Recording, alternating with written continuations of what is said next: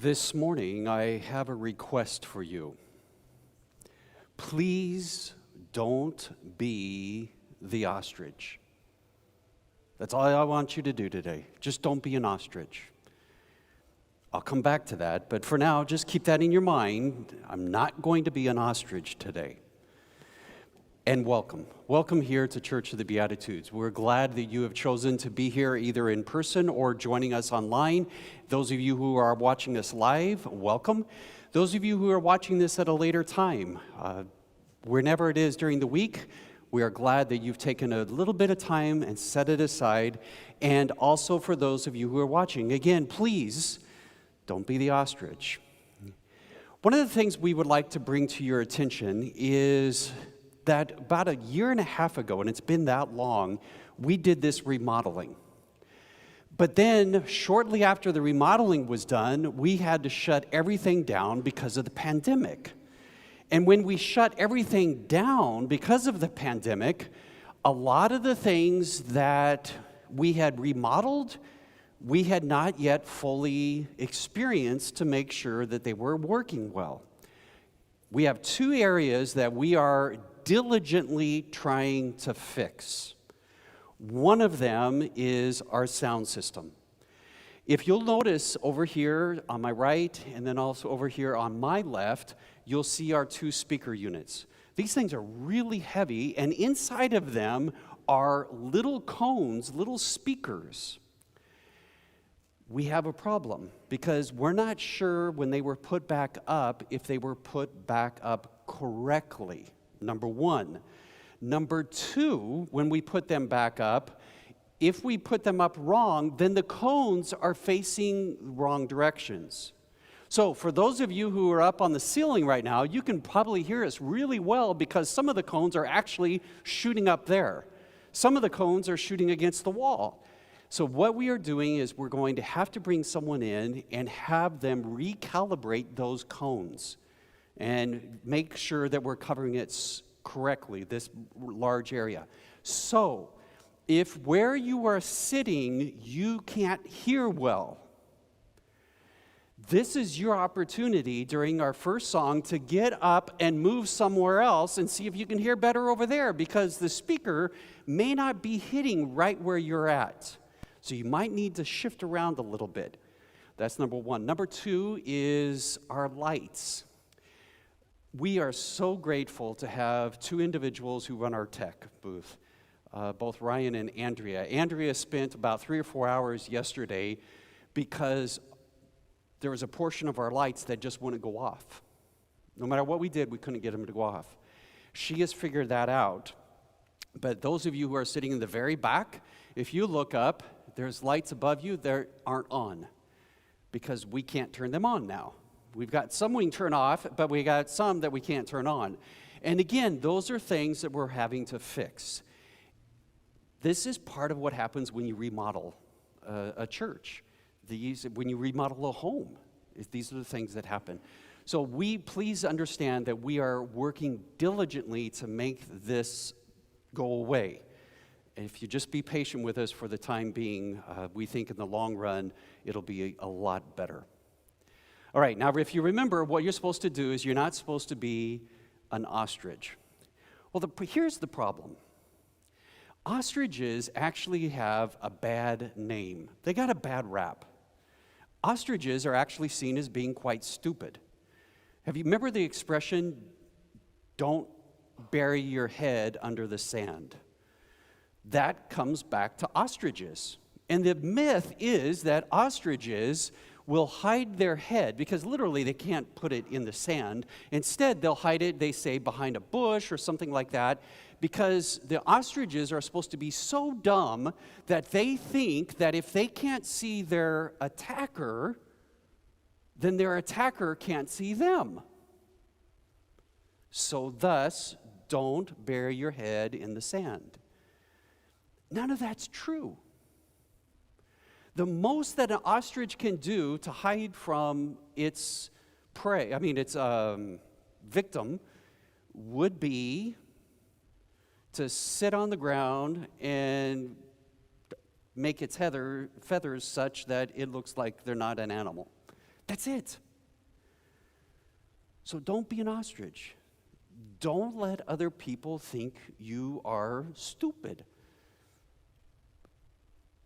But people will think you're stupid if you're not willing to learn, if you're not willing to listen to new ideas. So today you're going to be exposed to some new ideas, some that may actually be troubling for you. We understand that. But that's how we grow. We cannot continue as a Christian church and as a society to do what ostriches don't do, and that is bury our heads in the sand.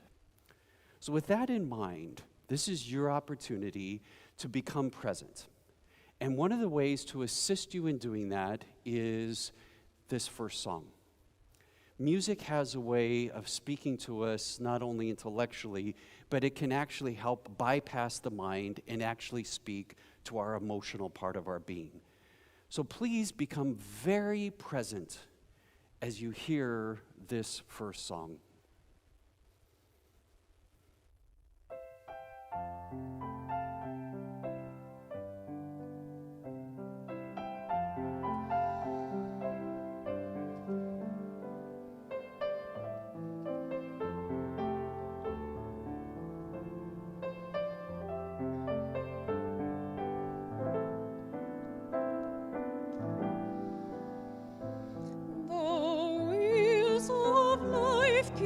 Turning and spinning without control.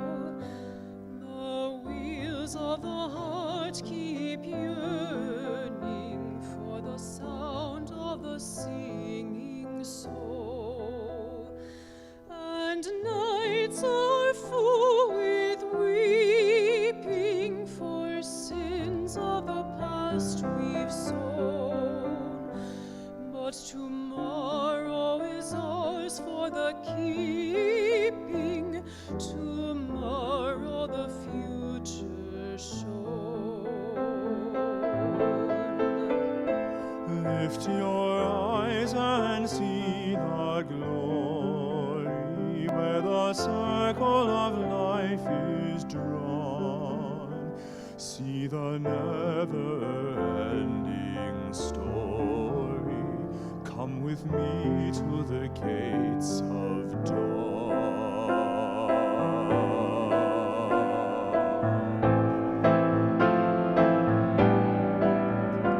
And whose is the hand who rises, the sun from the heaving sea, the power that ever amazes? We look, but we never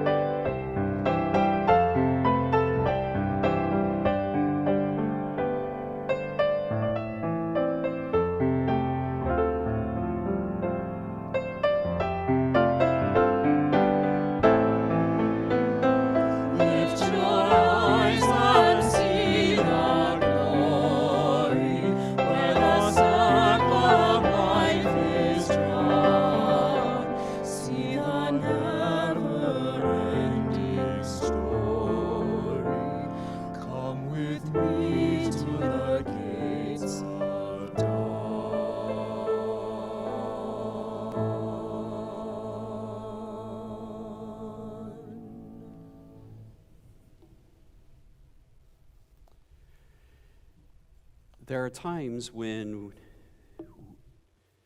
we have the experience of being under attack, that we feel threatened. When that happens, we can either face it head on or we can try to avoid it. We can take our eyes and our minds and try to act like it's not there. This happens especially when it comes to our beliefs. Things that we believe, things that are so much a part of who we are, that when someone comes along and says, that may not necessarily be true, we feel like it's a frontal attack. So we ignore it. We try to avoid it by not thinking about it. And so there are many individuals who are quite intelligent, and you can share with them an idea that rationally makes sense, but emotionally they can't go there because it feels too threatening. It scares them. The possibility that they have to change a way of looking at life or themselves or other people or God, they can't go there. This happens a lot in the area of death. We have a particular way of understanding what happens when we die. And it makes us feel a sense of peace. So if you have a loved one who has died, if you believe that there is a part of them, their soul, that continues to exist, that maybe even is in heaven, then that can actually take a little bit of the sting of death away. Because they're really not dead. And maybe someday you'll be able to see them again. The idea of a soul is one that individuals who are facing their death can bring them a sense of peace. Because while their body may die, they believe that there will be a part of them that will continue to live on. And their loved ones, they will be able to see again. Every time I do a funeral, I ask the family to share with me their understanding of death. And that's what I will share with them. What's amazing is those that believe that there is a soul that continues on after life, which is the majority, they never believe that their loved one is in hell. They're always in heaven. No matter how good or bad they were, they're always in heaven. Because again, that brings us this sense of peace.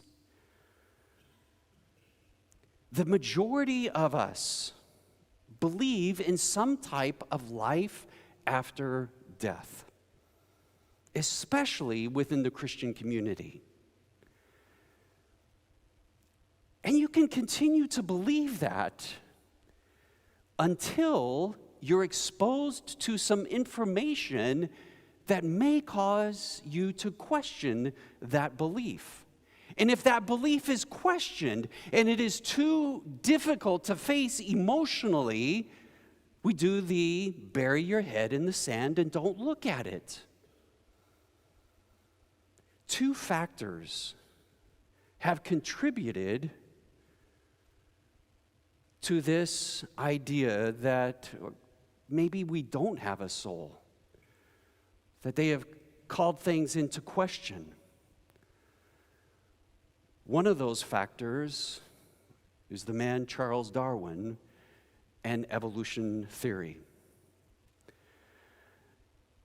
When you look at evolution, evolution tells us how we came into being, the beginning of our origins. And there is an unbroken chain, according to evolution, between the most simple forms of life and us today.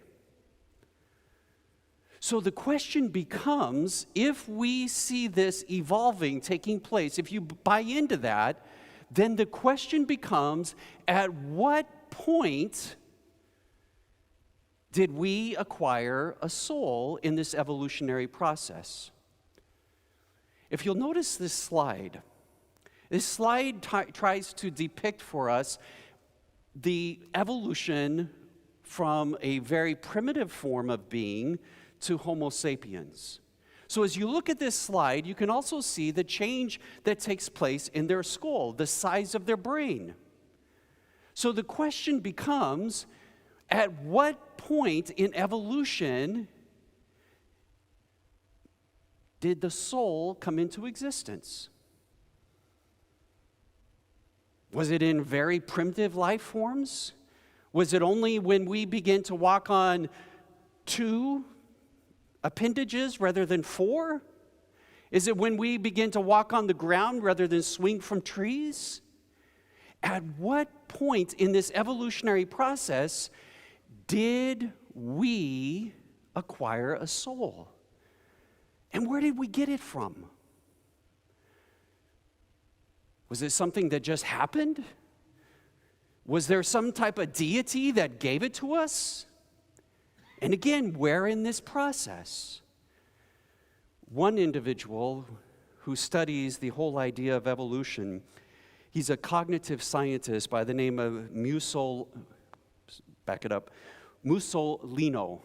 He says the following: Homo sapiens are the physical outcome of a purely physical process operating on the basis of a purely physical set of raw ingredients.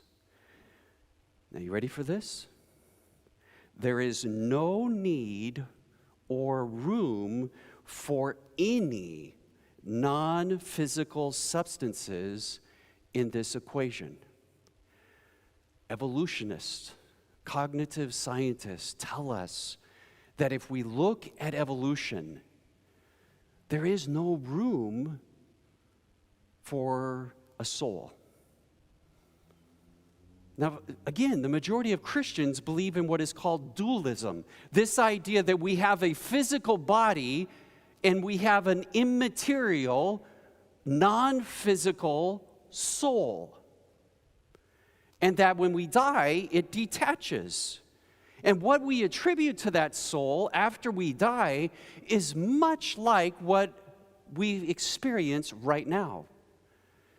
People that have had what is called near-death experiences, or NDEs, what they experience is often the activity of the mind, the brain.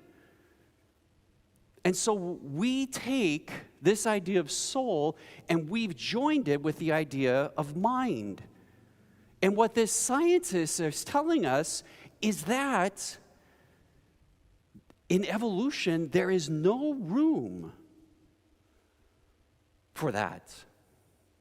In fact, it is the brain that causes us to function what we would call our mind. It's just that's the purpose of the organ, the brain. Now, if evolution theory wasn't enough to bother us as far as calling into question the idea of a soul, then it comes along cognitive scientists, neurologists in the field of neurology, psychology. All of these come into question. One individual who is a Harvard psychologist, Joshua Green, says the following: most people are dualists. That means what? We think we have a physical body and a non-physical soul. He says the most people are dualist. Intuitively, we think of ourselves not as physical devices, but as immaterial minds, our souls housed in physical bodies. You've seen perhaps memes about this idea that who I really am is just inhabiting this body. we make this distinction. But notice what he says. Most experimental psychologists and neuroscientists disagree with that idea, at least officially. The modern science of mind proceeds on the assumption that the mind is simply what the brain does. Our thoughts, our emotions, our sensations, all of this comes from, simply put, our brain. It's what our organ produces. Now, here's where it becomes interesting. We don't talk much about this, however. We scientists take the mind's physical basis for granted. Among the general public, it's a really touchy subject. Why? Because our belief around death is so emotionally connected to us.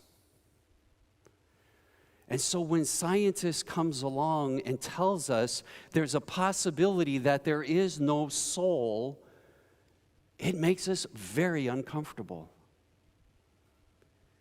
And so it's easier not to think about it, not to believe it, or use the old standby, well, we don't know everything yet, which is true. But if you choose to believe in evolutionary theory, and if you're willing to listen to science, what do? How do you go forward with the idea that maybe there is no soul? I offer you 5 suggestions. Number 1, realize that the belief in a soul is very useful for us as Homo sapiens, as human beings. It gives us a sense of security. It gives us a sense of comfort. And those emotional benefits cannot be disqualified. And if it helps us move through life, it helps us as we journey with someone who is imminently dying, then who am I to come to them at that moment and say, no, you're all wrong. When they die, they're just dead. There's a benefit in believing that. And if we understand that, it helps us be more patient with ourselves and with other people. Second suggestion. Understand that changing a belief is very difficult, especially when it has a lot of emotions attached to it. Changing a belief is very, very difficult, especially when there's a lot of emotion attached to it. So, for example, someone who has been raised in a very conservative religion, when they begin to call those beliefs into question, it's not just their mind that is having to deal with this phenomena, it's their emotions. And for some people, they just can't go further and be willing to give up a belief because emotionally they're not ready. And we can pound and pound all the reason and intellect and arguments to them, but if they're not ready to hear it, they're not going to hear it. A perfect example of this is found by a teacher, lost it, sorry about that, who said the following. He taught a class on the soul at Rutgers University. And on the first day of class, he would ask his students to come forward and share what they believed, if they believed in a soul or not. And at the end of the class, he asked them to do the same thing. notice what happened.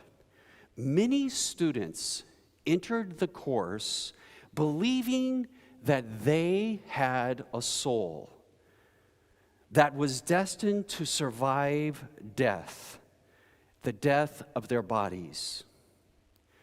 Now again, they took a whole semester of studying about evolution and neurology and cognitive sciences.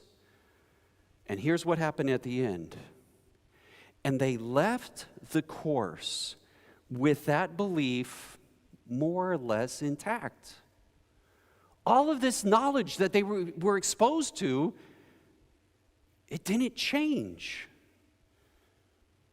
the way they looked at life and death. But here's where it gets interesting. They didn't change even though they realized that there was no reliable evidence that anything of the sort has been scientifically verified. So why waste your time? Here's where the punch comes. At the same time, the course made students aware of how their beliefs had been transmitted to them, and they were less inclined to be manipulated by a call of arms to defend them. So what it's basically saying is that they came to the point where they said, here's all the evidence, I'm just not willing to change my view yet. However, I'm going to be a little bit more careful in how I interact with other people.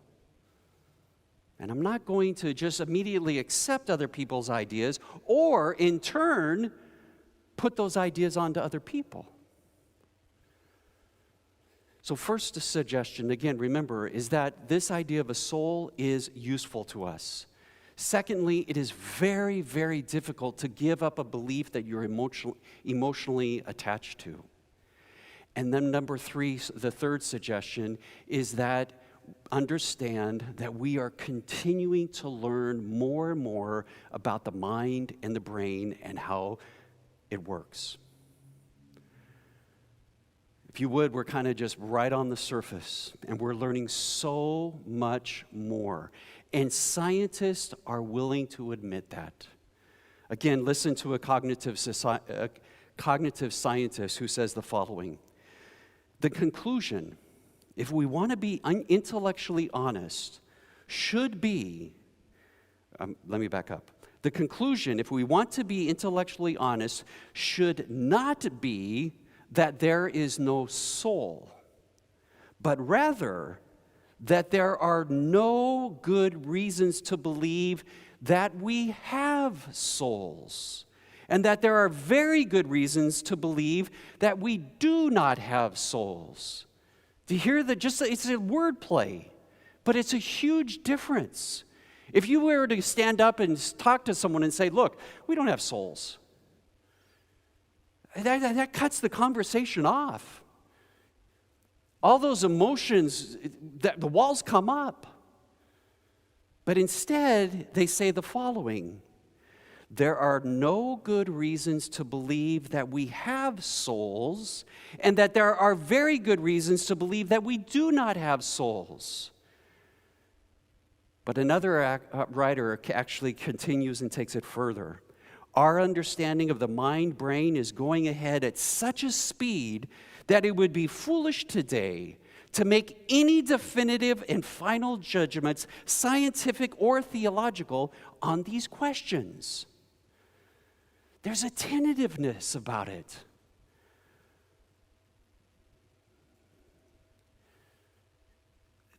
When we, again, please try to understand this about yourself.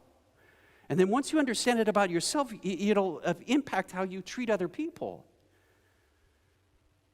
Is that you hold some beliefs that no matter what information you hear, your emotions are not perhaps ready to allow you to shift away from that belief. Now, if that's true of you, then it's probably true of others. And if we're continuing to learn more and more, then there is a sense of tentativeness into what we believe. And that brings us to our fourth suggestion. We as Christians can no longer allow evolution and the idea or the questions around a soul to be the elephant in the room that no one wants to talk about.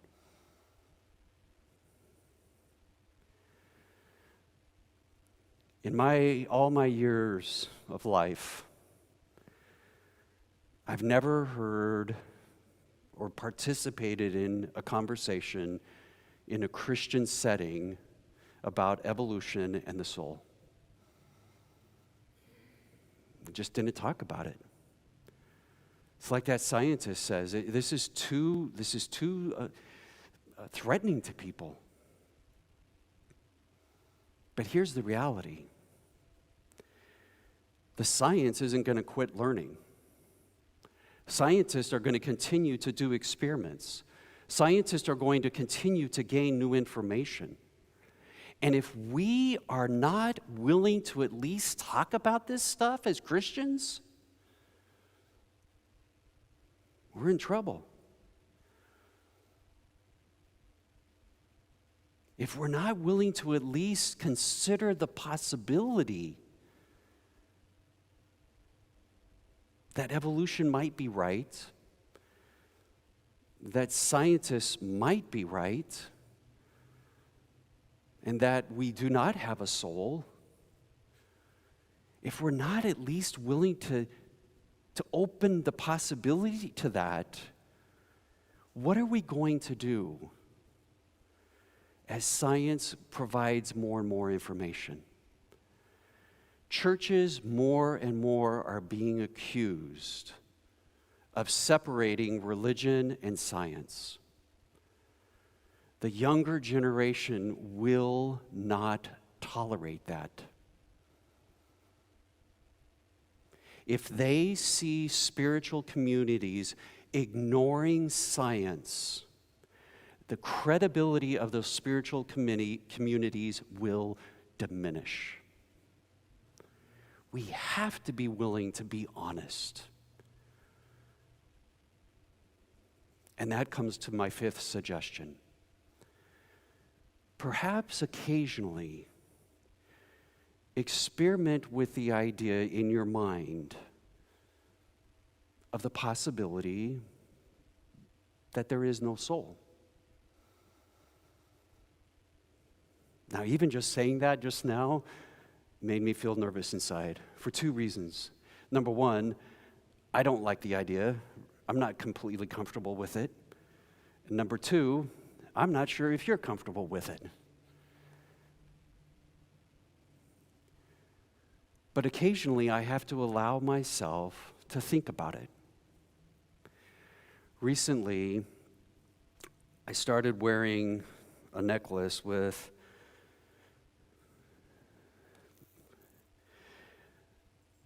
a pendant on it that says Memento Mori.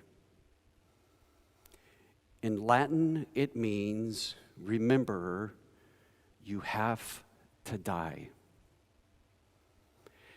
And so I thought to myself, what if when I die, that's it?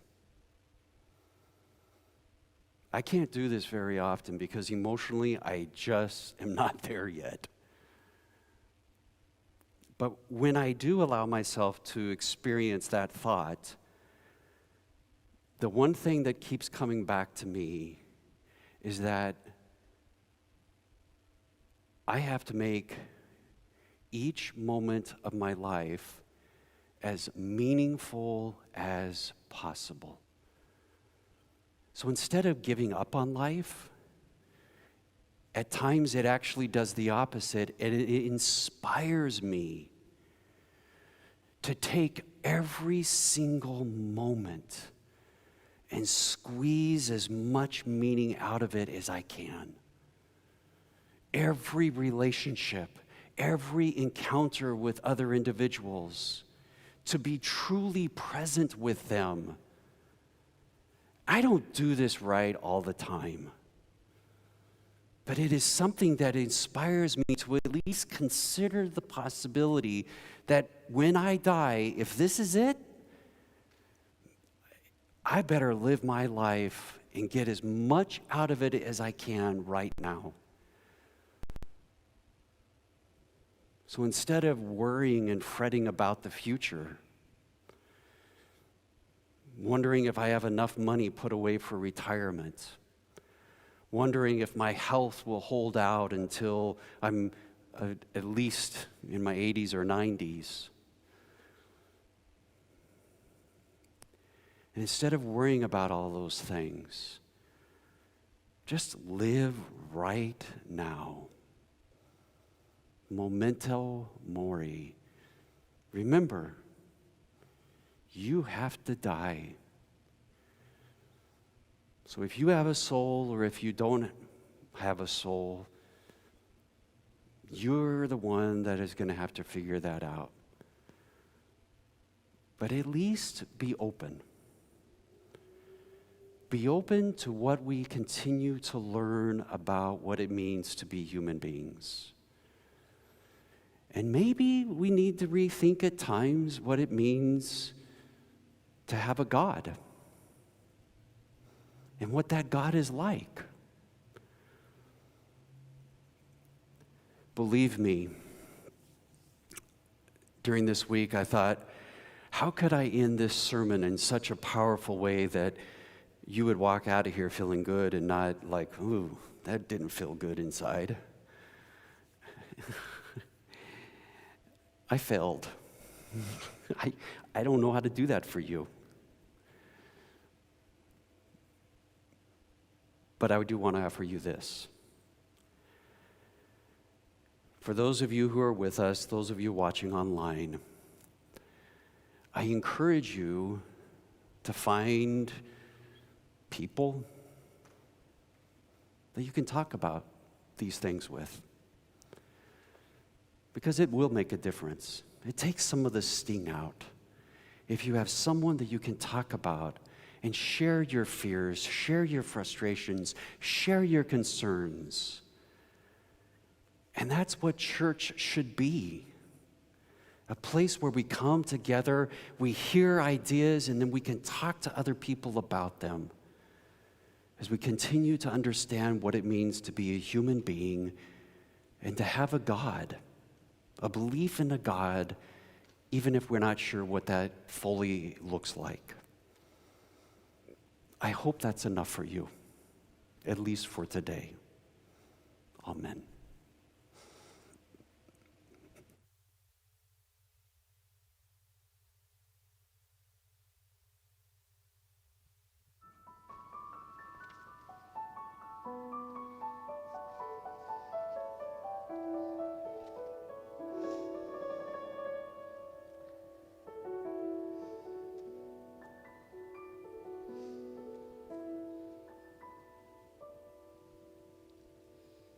Say it's all right. Say it's all right. It's all right. Have a good time. 'Cause it's all right. Whoa, it's all right. Now listen to the beat. Listen to the beat. Kinda pat your feet. Kinda tap your feet. You've got soul. And everybody knows that it's all right. Whoa, it's all right. When you wake up early in the morning, feeling sad like somebody Don't feel else so do. sad. Just hum a little soul. Make life your goal. And surely something's gotta come to you. Say it's all right. It's all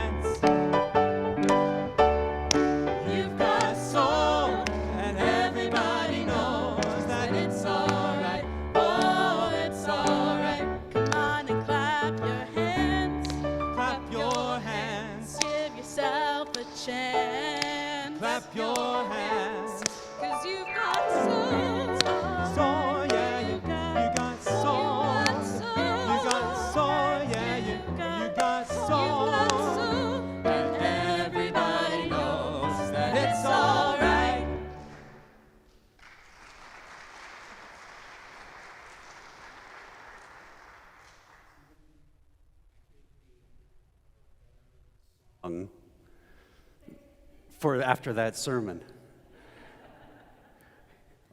What I mean, you hear all this stuff about soul, not soul, and then it's all right. One of the challenges of being a church like ours is that we truly appreciate people having all sorts of different beliefs. And I understand that in our spiritual community, we have people that are atheists, that believe that God intervenes directly in our world and in their lives, and we respect that. And I also understand that we have individuals who are what we would call non-theist. They have a different idea of God, that God doesn't directly intervene in our world, and we respect that. The challenge, though, as a spiritual leader in this community is prayer. Because if we pray a certain way, then we could get the theists upset. And if we pray a different way, then we can get the non-theists upset. So the reality is, we're going to get both of you upset. Because there will be Sundays where the prayers are going to be more theist, and there's going to be times in our prayers are going to be more non-theist. And this is where we learn and practice toleration. And if we learn it here with each other, we can carry it out and do it in the world. Today our prayer is one that I have taken off of the internet, and I've modified it for us today. And it's called the Set Aside Prayer. And it does have a theistic bent to it. Join me now as you hear these words of prayer. God, let me set aside everything I think I know about myself, others, and especially you, so I may have an open mind and a new experience of all these things. May I be blessed with courage to see and appreciate new facts, new ideas, and new discoveries. And may I be open to setting aside those precious ideas, beliefs, and doctrines which no longer serve me or others and perhaps hinder me from fully loving myself, others, and you. May it be so.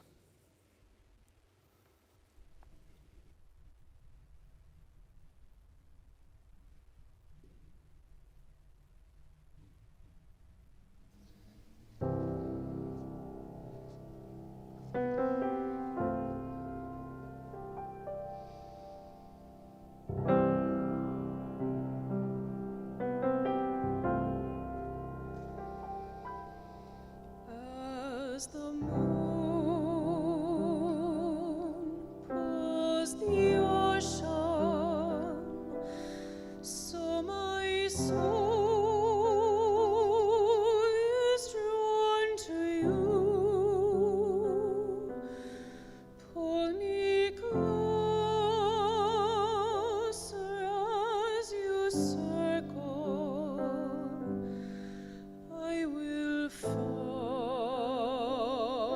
and rise with you, and rise with you.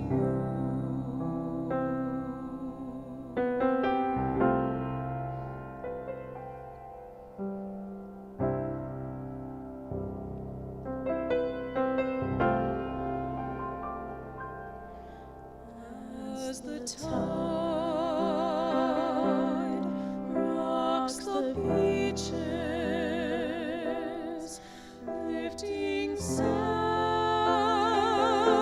as it rolls through, lift us up into your dancing. We will rise and dance with you,